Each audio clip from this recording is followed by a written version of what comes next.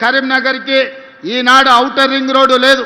హైదరాబాద్ అభివృద్ధి చెందడానికి ప్రధానమైన కారణం ఔటర్ రింగ్ రోడ్డు, అంతర్జాతీయ ఎయిర్పోర్ట్. అందుకే ఇవాళ కరీంనగర్కి ఔటర్ రింగ్ రోడ్డుతో పాటు వరంగల్ కూడా ఔటర్ రింగ్ రోడ్డు ఇచ్చి వరంగల్లో ఎయిర్పోర్టును అభివృద్ధి చేసి ఈ రెండింటిని కలుపుతాం. జంట నగరాలలాగా కరీంనగర్ను వరంగల్ని అభివృద్ధి చేసి ఈ రెండింటి మధ్యలో ఒక పెద్ద డంపింగ్ యార్డ్ తీసుకొచ్చి అక్కడ విద్యుత్తు ఉత్పత్తి చేసి ఒక దేశానికి ఆదర్శంగా ఉండే మున్సిపల్ కార్పొరేషన్స్గా వరంగల్ అండ్ కరీంనగర్ని తీర్చిదిద్దుతాం.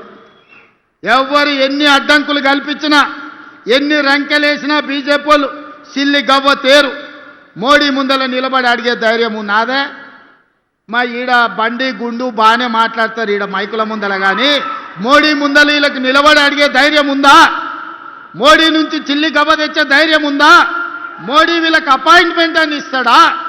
మోడీ దగ్గరికి వీళ్ళ ముఖమే చల్లదు, వీళ్ళ ముఖమే గుర్తు పట్టాడు. మోడీ గుర్తు పట్టేటట్టుంటే Karimnagar outer ring road Bandi Sanjay దేవాలి, వరంగల్ ఔటర్ రింగ్ రోడ్డు తీసుకురావాలి.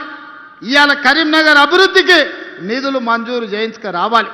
ఇవాళ నిజంగానే మోడీ దగ్గర మీకు పరపతి ఉంటే కాళేశ్వరంలో 1000 కోట్లు కొల్లగొట్టిన కేసీఆర్ హరీష్ను బొక్కలు వేయాలి. కారు దందాలు ఇవాళ సంపాదించిన కేటీఆర్ను బొక్కలు వేపియాలి బండి సంజయ్ గారు.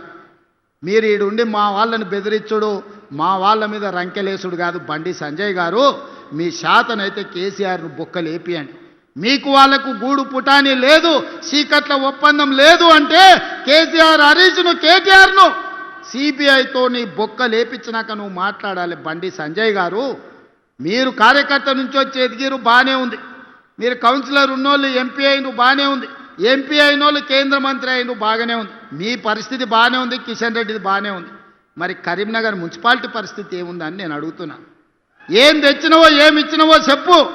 మీటింగ్ పెట్టుడు కాదు, మీ జాతీయ అధ్యక్షుని తెచ్చుడు కాదు, ఢిల్లీ నుంచి ఏం నిధులు తెచ్చినవో లెక్క చెప్పు. అది మాత్రం శాత కాదు. చేసేటోళ్ళ కాళ్ళల్లో కట్టే పెట్టురు వాళ్ళతో చేరి.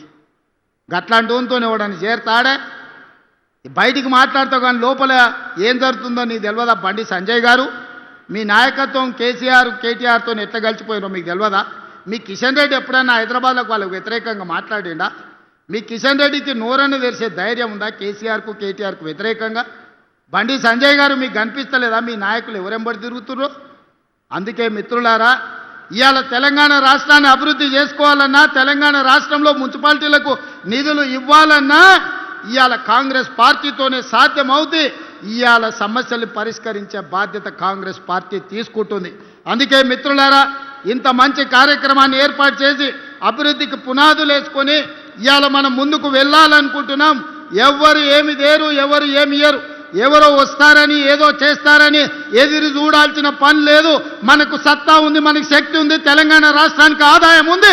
ఈ ఆదాయాన్ని పేదలకు పంచి పెట్టి సంక్షేమ పథకాలతో పాటు తెలంగాణ రాష్ట్రాన్ని అభివృద్ధి చేసే బాధ్యత ఇందిరమ్మ రాజ్యంలో మా మంత్రివర్గం అంతా తీసుకుంటుంది. మీ అందరి సహకారం ఉండాలి. కరీంనగర్లో మీరు 8 మంది ఎమ్మెల్యేలను గెలిపిస్తే 50% పదవులు ఇచ్చినామయ్యా. 3 మంత్రులు ఇచ్చినాం, 1 విప్ ఇచ్చినాం. ఇంతకంటే ఎక్కువ పార్టీ ఏమిస్తుంది మీరు చెప్పుర్రి.